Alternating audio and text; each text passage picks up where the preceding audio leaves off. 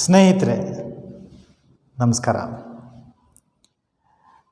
ಈಗಾಗಲೇ ನಮ್ಮ ರಾಜ್ಯದ ಅನೇಕ ಪ್ರಾಥಮಿಕ ಮತ್ತು ಪ್ರೌಢಶಾಲೆಗಳಲ್ಲಿ ಹಲವಾರು ಶಿಕ್ಷಕರ ಹುದ್ದೆ ಖಾಲಿ ಇದ್ದಾವೆ.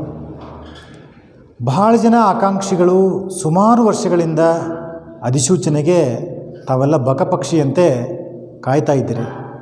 ನಿಮ್ಮ ನೋವು ನನಗೆ ಅರ್ಥ ಆಕೈತಿ.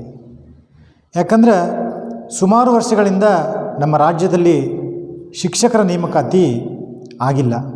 ಅದಕ್ಕೆ ಬೇರೆ ಬೇರೆ ಕಾರಣಗಳಿರ್ಬೋದು. ವ್ಯವಸ್ಥೆಯನ್ನು ನಾವು ದೂರೋದು ಬೇಡ. ಈಗ ನಮ್ಮ ಮುಖ್ಯಮಂತ್ರಿಗಳು ಮತ್ತು ನಮ್ಮ ಶಿಕ್ಷಣ ಸಚಿವರು ಈಗಾಗಲೇ ಹೇಳಿದ್ದಾರೆ, ಇನ್ನೇನು 2 ತಿಂಗಳದೊಳಗೆ ಆ ಒಳ ಮೀಸಲಾತಿಯ ವರದಿ ಸಂಪೂರ್ಣವಾಗಿ ಕಂಪ್ಲೀಟ್ ಆಕೈತಿ. ಆ ಒಳ ಮೀಸಲಾತಿ ಜಾರಿಗೆ ಬಂತಪ್ಪ ಅಂತಂದ್ರೆ ನಾವೆಲ್ಲ ಹುದ್ದೆಗಳನ್ನು ನೋಟಿಫಿಕೇಷನ್ ಮಾಡ್ತೀವಿ ಅಂತ ಈಗಾಗಲೇ ಶಿಕ್ಷಣ ಸಚಿವರು ಮತ್ತು ಮುಖ್ಯಮಂತ್ರಿಗಳು ಹೇಳಿದ್ದಾರೆ. ಮತ್ತು ತಮಗೆಲ್ಲ ಗೊತ್ತಿರತಕ್ಕಂಥ ಒಂದು ಮಾಹಿತಿ ಏನಪ್ಪ ಅಂತಂದ್ರೆ,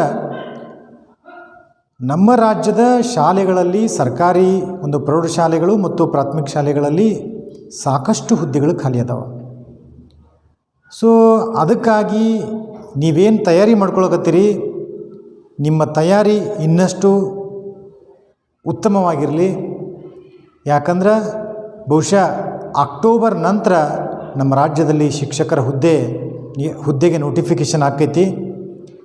ನೀವು ನೋಟಿಫಿಕೇಷನ್ ಆದ ನಂತರ ತಯಾರಿ ಮಾಡ್ಕೋತೀನಿ ಅಂತಂದ್ರೆ ಸ್ವಲ್ಪ ನಿಮಗೆ ಕಷ್ಟ ಆಕೈತಿ.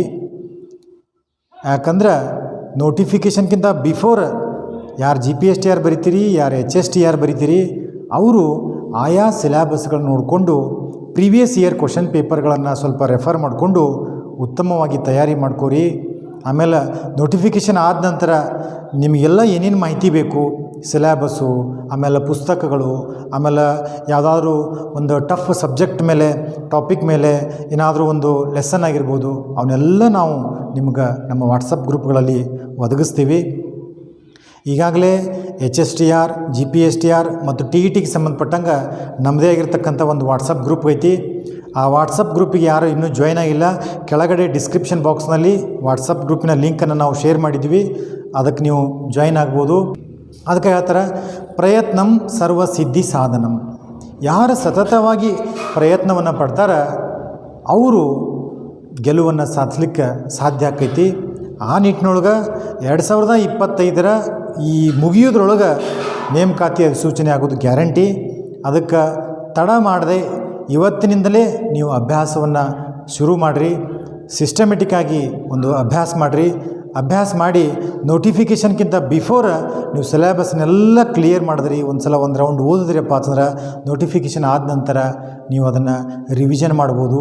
ರಿವಿಷನ್ ಮಾಡಕತ್ರಿಪ್ಪ ಅಂತಂದ್ರೆ ಅವಾಗ ನಿಮ್ಗೆ ಸ್ವಲ್ಪ ಖುಷಿ ಹೆಚ್ಚಾಕೈತಿ, ಆಯ್ಕೆಗೆ ಸಮೀಪ ಆಕ್ಕಿರಿ. ಕಾನ್ಫಿಡೆನ್ಸಿಂದ ನೀವು ಪರೀಕ್ಷೆಗೆ ಹೋಗ್ಬೋದು. ಸುಮ್ಮನೆ ಯಾರ್ಯಾರ್ದೋ ಮಾತು ಕೇಳಿ ನೀವು ಓದೋದು ಬಿಡಕ್ಕೆ ಹೋಗ್ಬೇಡ್ರಿ. ಯಾಕಂದ್ರೆ ಕೆಲವೊಬ್ರು ಹೇಳ್ತಿರ್ತಾರೆ, ಈ ನೋಟಿಫಿಕೇಷನ್ ಆಗಂಗಿಲ್ಲ, ಬರೀ ಗೆಸ್ಟ್ ಟೀಚರ್ ಮೇಲೆ ಇವ್ರು ನಡೆಸ್ತಾರೆ ಅಂತ ತಿಳ್ಕೊಂಡು ಹಿಂಗೆ ಏನೇನೋ ನೆಗೆಟಿವ್ ಮಾತಾಡ್ತಿರ್ತಾರೆ. ಅವುಗಳ ಕಡೆ ಹೆಚ್ಚು ಗಮನ ಕೊಡೋದು ಬೇಡ. ಯಾರು ಪ್ರಾಮಾಣಿಕವಾಗಿ ಕುಂತ್ಕೊಂಡು ಓದ್ತಾರ ಅವ್ರು ನೇಮಕಾತಿ ಹಾಕ್ಕಾರ. ಈ ರೀತಿಯೆಲ್ಲ ಮಾತನಾಡೋರು ಅವರು ಯಾವತ್ತೂ ಅಪಾಯಿಂಟ್ ಆಗೋದಿಲ್ಲ.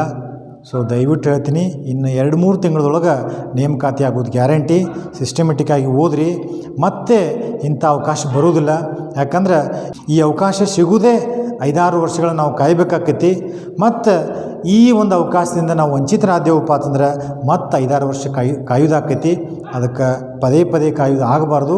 ಈ ನೇಮಕಾತಿಯಲ್ಲಿ ನನ್ನ ಹೆಸರು ಆ ಲಿಸ್ಟ್ನಲ್ಲಿ, ನೇಮಕಾತಿಯ ಲಿಸ್ಟ್ನಲ್ಲಿ ನನ್ನ ಹೆಸರು ಇರ್ತೈತಿ ಅನ್ನೋ ಒಂದು ಆಶಾಭಾವನೆಯಿಂದ ಓದ್ರಿ. ನಿಮಗೇನೇನು ಮಾಹಿತಿ ಬೇಕು ಅದನ್ನೆಲ್ಲ ನಮ್ಮ ಯೂಟ್ಯೂಬ್ ಚಾನಲಲ್ಲಿ, ವಾಟ್ಸಪ್ ಗ್ರೂಪ್ಗಳಲ್ಲಿ ನಾವು ಕೊಡ್ತಾ ಬರ್ತೀವಿ. ಎಲ್ಲರೂ ಕೂಡ ಅಪಾಯಿಂಟ್ ಆಗಬೇಕು, ಎಲ್ಲರೂ ಕೂಡ ಶಿಕ್ಷಕರಾಗಬೇಕು ಅನ್ನೋದೇ ನಮ್ಮ ಒಂದು ಹಾರೈಕೆ. ಎಲ್ಲರಿಗೂ ಶುಭವಾಗಲಿ.